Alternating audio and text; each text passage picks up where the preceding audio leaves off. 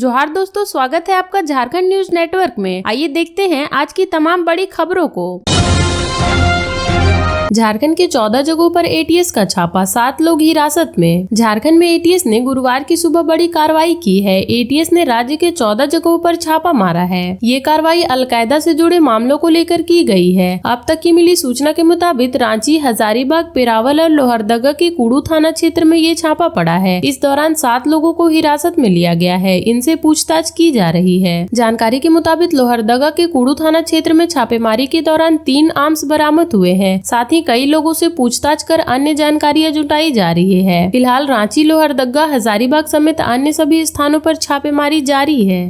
दरअसल एटीएस के एसपी को गुप्त सूचना मिली थी कि झारखंड के कई स्थानों पर अलकायदा से जुड़े लोग रह रहे हैं, जिसके बाद एंटी टेररिस्ट स्क्वाड की अलग अलग टीम राज्य के विभिन्न इलाकों में पहुंचकर छापेमारी शुरू की है। हालांकि अभी तक एटीएस का कोई भी अधिकारी इस संबंध में किसी तरह की जानकारियां साझा नहीं की है, लेकिन कई लोगों से पूछताछ कर कई अहम सुराग जुटाने की कोशिश की जा रही है। एटीएस का मुख्य उद्देश्य नार्को आतंकवाद, साइबर आतंकवाद, आर्थिक आतंकवाद, उनके सहयोगों और आश्रयदाताओं पर कार्रवाई कर लोगों को इनसे मुक्ति दिलाना होता है। इसके अलावा ये देश के केवल अन्य एजेंसियों को भी सहयोग करती है। बता दें कि आतंकी घटनाओं व संगठित अपराध के लिए एटीएस थाना को कहीं भी छापेमारी, गिरफ्तारी व अनुसंधान के लिए प्राधिकृत किया जाता है। हजारीबाग के लोहसिगना और पेरावल थाना क्षेत्र में दिल्ली एटीएस की टीम अलकायदा आतंकी संगठन से जुड़े सदस्यों की गिरफ्तारी को लेकर छापेमारी कर रही है। इस दौरान 2 संदिग्ध आतंकवादी को लोहसिगना थाना क्षेत्र से पकड़े जाने की सूचना है। जानकारी के अनुसार दिल्ली में पकड़े गए अलकायदा संगठन के आतंकियों की निशानदेही पर हजारीबाग में एटीएस की टीम छापेमारी कर रही है। छापेमारी में एटीएस की टीम को जिला पुलिस सहयोग कर रही है। जमशेदपुर के चांडिल डैम से मिला ट्रेनी पायलट का शव, अब भी जारी है लापता विमान की खोजबीन। जमशेदपुर के चांडिल डैम में गिरे लापता विमान की खोजबीन लगातार तीसरे दिन भी जारी है। इस दौरान गुरुवार की सुबह बड़ी खबर सामने आई कि एक ट्रेनी पायलट का शव बरामद हुआ है। शव की बरामदी एक मछुआरे ने की। इसके बाद उन्होंने इसकी सूचना आसपास के लोगों और प्रशासन को दी। हालांकि प्रशासन ने अभी तक इसकी आधिकारिक तौर पर पुष्टि नहीं की है। चांडिल डैम से मिले शव की पहचान ट्रेनी पायलट सुब्रोदीप दत्ता के रूप में हुई है। दरअसल एक मछुआरा चांडिल डैम में मछली पकड़ रहा था। इस दौरान उसे ट्रेनी पायलट का शव बरामद हुआ। अगले सुबह ही नेवी की टीम खोजबीन के लिए चांडिल पहुंची थी। खबर लिखे जाने तक चांडिल डैम के अंदर नहीं घुसी थी। बीती रात ही भारतीय वायु सेना की टीम विशेष विमान रांची एयरपोर्ट पहुंची थी। मंगलवार सुबह करीब 11:30 बजे जमशेदपुर के सोनारी एयरपोर्ट से टेक ऑफ करने के बाद से अल्केमिस्ट एविएशन का ट्रेनिंग विमान क्रैश होकर डैम में गिर गया था। उड़ान भरने के 15 मिनट के बाद ही विमान का संपर्क टूट गया था, जिसके बाद से ही उसकी खोजबीन जारी है। विमान में एक और पायलट मौजूद थे, जिसका शव अब तक बरामद नहीं हुआ है। टाटा स्टील का हेलीकॉप्टर दलमा के जंगलों के ऊपर उड़ान भरकर आसमान में विमान की तलाश कर चुका है, जबकि एनडीआरएफ की टीम चांडिल डैम में पानी के अंदर विमान की तलाश की, लेकिन कहीं भी सफलता नहीं मिली। एनडीआरएफ की टीम के असफलता के बाद जिला प्रशासन ने भारतीय नौसेना से मदद लेने का फैसला लिया था। चांडिल डैम का जलस्तर बारिश के कारण बढ़ गया है, जिससे रेस्क्यू में दिक्कत आ रही है। 5 गेट खोलकर पानी कम करने की कोशिश की गई। 5 गेट से पानी हर समय निकल रहा है, लेकिन जलस्तर कम नहीं हुआ है। पलामू में भारत बंद के दौरान लगे पाकिस्तान जिंदाबाद के नारे, विरोध में बाजार बंद। पलामू में बुधवार को भारत बंद के दौरान पाकिस्तान जिंदाबाद के नारे लगे हैं, जिसका वीडियो वायरल हो रहा है। मामला सामने आने के बाद पाटन प्रखंड के किशुनपुर के व्यवसायियों ने गुरुवार को बाजार बंद करा दिया। जानकारी मिलने के बाद पुलिस मौके पर पहुंची और व्यवसायियों की जानकारी ली। उन्होंने व्यवसायियों से कहा कि आप लिखित आवेदन दें, पुलिस निश्चित तौर पर आरोपियों पर कड़ी कार्रवाई करेगी। पलामू के पाटन प्रखंड में बुधवार को भारत बंद का व्यापक असर देखने को मिला, लेकिन बंद के दौरान किशुनपुर गांव के कुछ लोगों ने पाकिस्तान जिंदाबाद के जमकर नारे लगाए। वीडियो में साफ देखा जा रहा है कि कुछ बंद समर्थक जय भीम के झंडे लेकर बंद करो के नारे लगा रहे हैं। इसके तुरंत बाद पाकिस्तान जिंदाबाद का नारा लगना शुरू हो जाता है। स्थानीय लोगों का कहना है कि वहां पर स्थानीय प्रशासन भी मौजूद थी, लेकिन उन्होंने कोई कार्रवाई नहीं की। इसके बाद श्री राम चौक के किशुनपुर में रहने वाले कुछ लोगों ने पाटन प्रखंड गए थाना प्रभारी को मामले की जानकारी दी। उन्होंने पुलिस से मांग की कि वे आरोपियों की पहचान कर उन पर कड़ी कार्रवाई करें। साथ ही उन्होंने सवाल उठाया कि एक ऐसा सामाजिक संगठन है जो इस प्रकार की निंदनीय घटना को अंजाम देता है।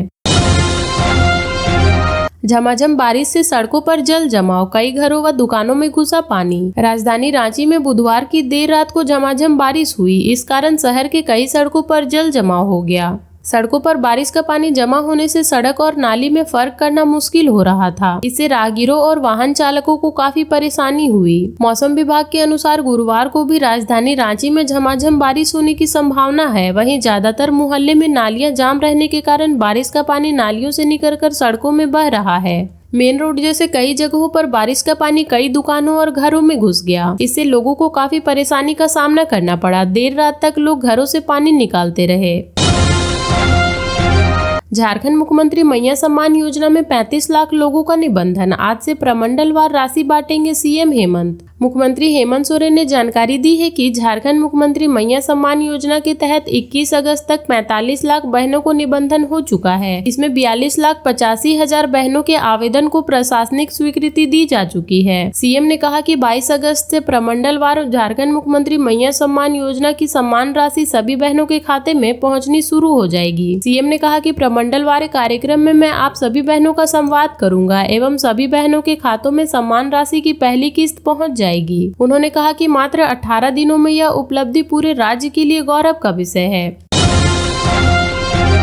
अवैध कारोबार का रिकॉर्ड बना रही हेमंत सरकार। भाजपा धनबाद जिला महानगर के तत्वाधान में बुधवार को अग्रसेन भवन हीरापुर में युवा आक्रोश रैली योजना सह नव नियुक्ति पदाधिकारी व मंडल अध्यक्ष सम्मान समारोह आयोजित किया गया। अध्यक्षता महानगर अध्यक्ष श्रवण राय व संचालन महानगर जिला महामंत्री मानस प्रसून ने की। इस दौरान 23 अगस्त को रांची में भारतीय जनता युवा मोर्चा के नेतृत्व में आहूत युवा आक्रोश रैली की तैयारी की समीक्षा की गई। वहीं धनबाद जिला महानगर के नव नियुक्ति जिला पदाधिकारियों व सभी सांतो मंडल अध्यक्ष को सम्मानित किया गया। मुख्य अतिथि भाजपा धनबाद विधायक के प्रभारी सह गिरिडीह के पूर्व मेयर सुनील पासवान ने रैली की तैयारी की जानकारी ली और आवश्यक दिशा निर्देश दिए। उन्होंने कहा कि हेमंत सरकार पूरे राज्य में कोयला, लोहा, बालू चोरी समेत कई अवैध कारोबार का रिकॉर्ड बना रही है। 5 लाख युवाओं को नौकरी व बेरोजगारी भत्ता का झूठा वादा कर सत्ता में आई हेमंत सरकार से युवा निराश है। संचालन जिला महामंत्री मानस प्रसून व धनबाद ज्ञापन भाजमो जिला अध्यक्ष नित्यानंद मंडल ने की। विधायक राज सिन्हा ने कहा कि हेमंत सोरेन सरकार प्रदेश के विकास के बजाय अपने परिवार के विकास में लगी है। इस सरकार के भाषण और शासन में अंतर है। राज्य के 2 लाख शिक्षकों के पद के रिक्त होने में पढ़ाई का स्तर गिरा दिया। इस सरकार को झारखंड के युवा सत्ता से बेदखल करेंगे। सुप्रीम कोर्ट के आदेश के बाद झारखंड सरकार लगाएगी खनिज भूमि पर सेस, रूल तैयार। सुप्रीम कोर्ट के आदेश पर राज्य सरकार खदानों की भूमि पर सेस लगाने जा रही है। इससे करीब 2000 करोड़ रुपए सालाना अतिरिक्त राजस्व की वसूली होगी।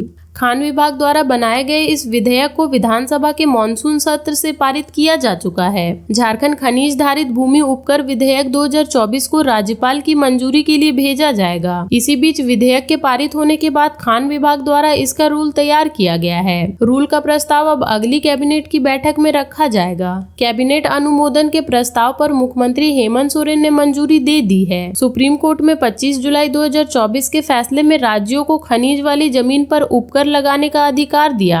इसके बाद ही सरकार ने तुरंत ही विधेयक तैयार करके मॉनसून सत्र में इसे पारित कराया। अब इसे कैबिनेट में भेजा जा रहा है।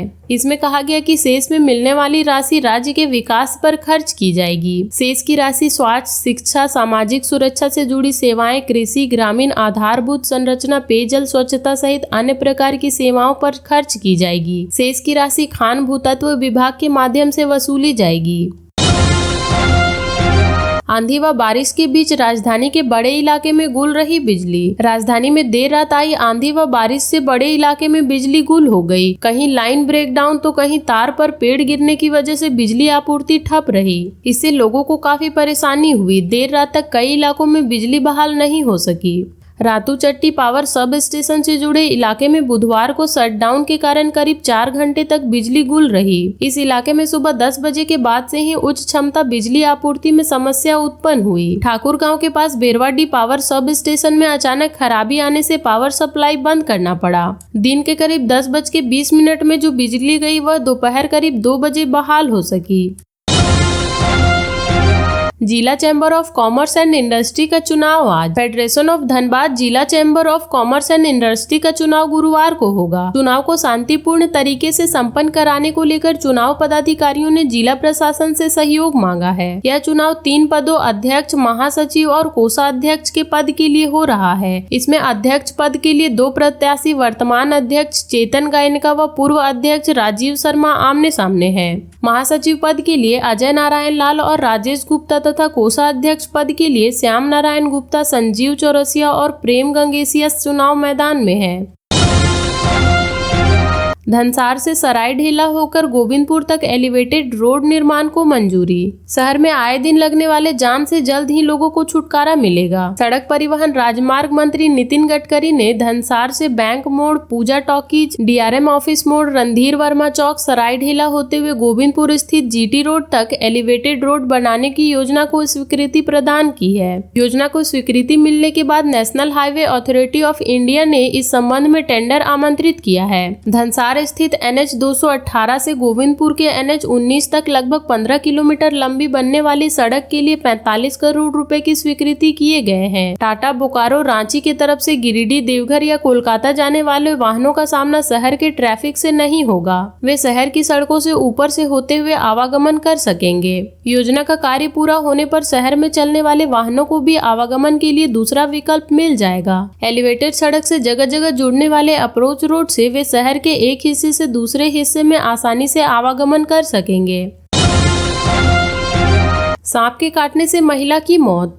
सर्पदंश से गोविंदपुर के बागडूबी की 51 वर्षीय महिला की मौत बुधवार को हो गई। सांप काटने के बाद परिजन उसे लेकर SNMMCH पहुंचे, जहां चिकित्सकों ने जांच के बाद उसे मृत घोषित कर दिया। परिजनों ने बताया कि बुधवार को महिला मांडवी देवी घर के समीप कुएं पर स्नान करने गई थी। इसी दौरान सांप ने उसे काट लिया। परिजन मांडवी को लेकर गोविंदपुर CHC गए, जहाँ से उसे SNMMCH रेफर कर दिया गया।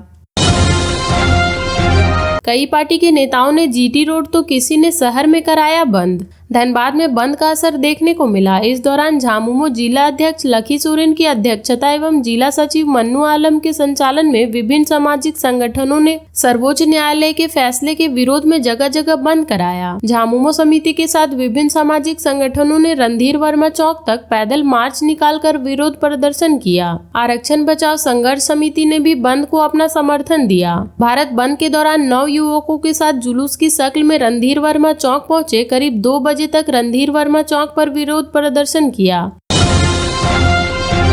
SNMMCH की लाइब्रेरी के पास आज से समांतर OPD। जूनियर चिकित्सकों की हड़ताल को देखते हुए SNMMCH की लाइब्रेरी के पास गुरुवार से समांतर OPD चलाने का निर्णय अस्पताल प्रबंधन ने लिया है। यहाँ अस्पताल के वरीय चिकित्सक सेवा प्रदान करेंगे। अस्पताल प्रबंधन ने इसकी तैयारी पूरी कर ली है। मेडिकल कॉलेज के प्राचार्य सह प्रभारी अधीक्षक डॉक्टर ज्योति रंजन प्रसाद ने बताया कि जूनियर चिकित्सकों की हड़ताल को देखते हुए यह निर्णय लिया गया है। हड़ताल से मरीजों को परेशानी हो रही है। बता दें कि जूनियर चिकित्सकों की हड़ताल के कारण विगत 6 दिनों से SNMMCH OPD सेवा पूरी तरह से ठप है। प्रबंधन के बार बार आग्रह करने के बावजूद हड़ताली जूनियर चिकित्सक OPD सेवा बहाल नहीं होने दे रहे।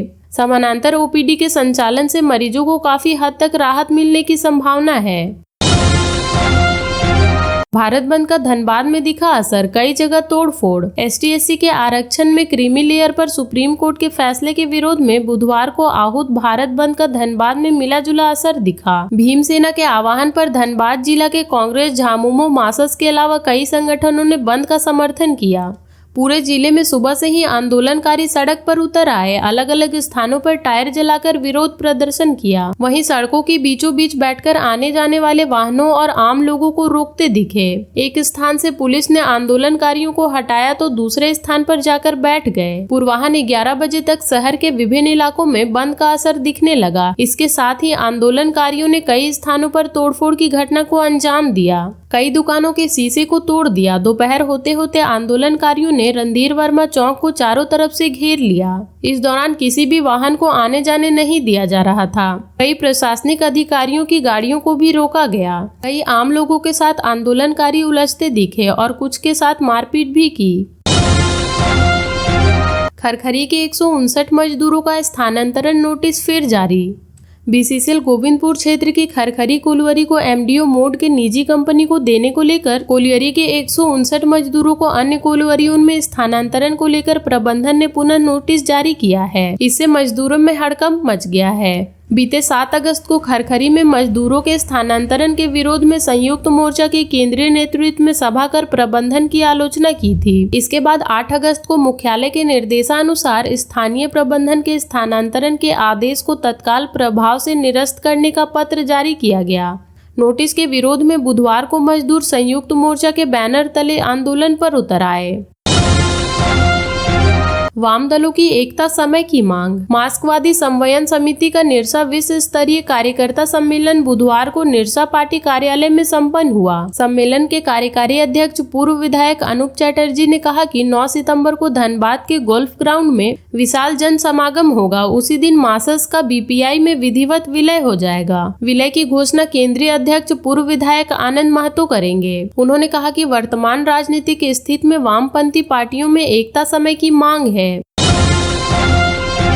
अवैध कोयला लदा ट्रैक्टर व 2 बाइक जब्त, 2 भेजे गए जेल। अवैध कोयला चोरी की सूचना पर निरसा पुलिस ने ताबड़तोड़ छापेमारी कर बुधवार को कोयला से लदा 2 बाइक, 1 ट्रैक्टर को जब्त कर 2 लोगों को गिरफ्तार किया है। छापेमारी का नेतृत्व निरसा थाना प्रभारी मंजीत कुमार सतलबल कर रहे थे। टीम में पुलिस बल के साथ सीआईएसएफ के जवान मौजूद थे। इस बाबत भालू कसुंदा निवासी विजय यादव एवं रविंद्र महतो के खिलाफ प्राथमिकी दर्ज करते हुए न्यायिक हिरासत में जेल भेज दिया गया है। छापेमारी के बाद से हड़कंप मचा हुआ है। इस बाबत निरसा थाना प्रभारी मंजीत कुमार ने कहा कि सूचना मिली थी कि ग्रामीण क्षेत्र का लाभ उठाकर कुछ लोग कोयला तस्करी कर रहे हैं। मुगमा मोड़ जीटी रोड पर छापेमारी कर लगभग 3.5 टन कोयला लदे ट्रैक्टर को जब्त किया गया, जबकि बेनागढ़िया मोड़ के समीप कोयला लदी 2 बाइक को जब्त करते हुए 2 लोगों को गिरफ्तार किया गया। पुलिस ने ट्रैक्टर एवं बाइक मालिक के साथ साथ गिरफ्तार दोनों को जेल भेज दिया। छात्र प्रियांशु व मां को धक्का मारने वाला आरोपी गिरफ्तार। 15 अगस्त की रात 6ठी क्लास के छात्र प्रियांशु और उसकी मां रोमा कुमारी को कार से धक्का मारने वाले आरोपी सौरभ ठाकुर को पुलिस ने रांची स्टेशन से बुधवार को गिरफ्तार किया है। उसे गुरुवार को जेल भेजा जाएगा। ज्ञात हो कि 15 अगस्त को बहु बाजार कांटा टोली मार्ग में YMCA के समीप बेकाबू कार ने स्कूटी सवार मां और बेटे को अपनी चपेट में ले लिया था, जिससे बेटे प्रियांशु की मौत हो गई थी और उसकी मां रोमा कुमारी गंभीर रूप से घायल हो गई थी। रोमा कुमारी को मेडिकल अस्पताल में भर्ती कराया गया है। घटना को लेकर आरोपी के खिलाफ प्राथमिकी दर्ज कर ली गई है। ज्ञात हो कि मामले में झालसा ने स्वतः संज्ञान लिया था और उसके बाद डालसा पीड़ित परिवार को कानूनी सहित अन्य सभी तरह की सहायता प्रदान करने का आदेश दिया था।